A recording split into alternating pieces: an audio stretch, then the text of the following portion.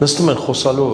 սրա կնգանից են խոսում, նրա կնգանից են խոսում, ամարդ ինչ գործ ունեք, սրա ամուսնուց են խոսում, նրա ամուսնուց են խոսում, տեսել եք, որ արդեն կայացած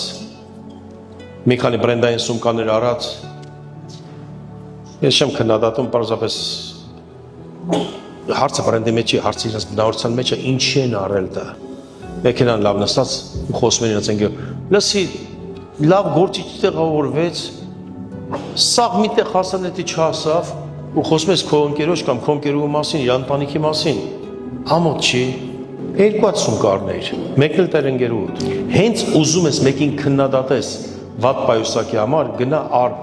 քո սիրած պայուսակը դուր, կամ էլ մի քննադատի, հենց ուզում ես քննադատես մեկին վատ մեքենայի համար, գնա քո ուզած մեքենան առ, կամ էլ մի քննադատի, այ հենց տենց ապրենք, եթե մտածենք, ամեն քննադատության համար վճարելու եմ, էլ չեն քննադատի։ Գիտեք, Միացյալ Նահանգներում հետաքրքիր մի բան կա։ Ամեն ինչի համար իրանք քեզ չեն նստացնում, վճարում ես։ Դուք մտածում եք բամբասանքի համար չես վճարում։ Այն օրը, երբ որ դու բամբասում ես, ուղիղ մի 2 օր հետո քո մասին են բամբասում։ Ինչ ցանես, դա էլ կրանցես։ Իսկ եթե դու նկատում ես մեկին ու փողաբանում ես, ասում ես, լսի, այն օրը տեսա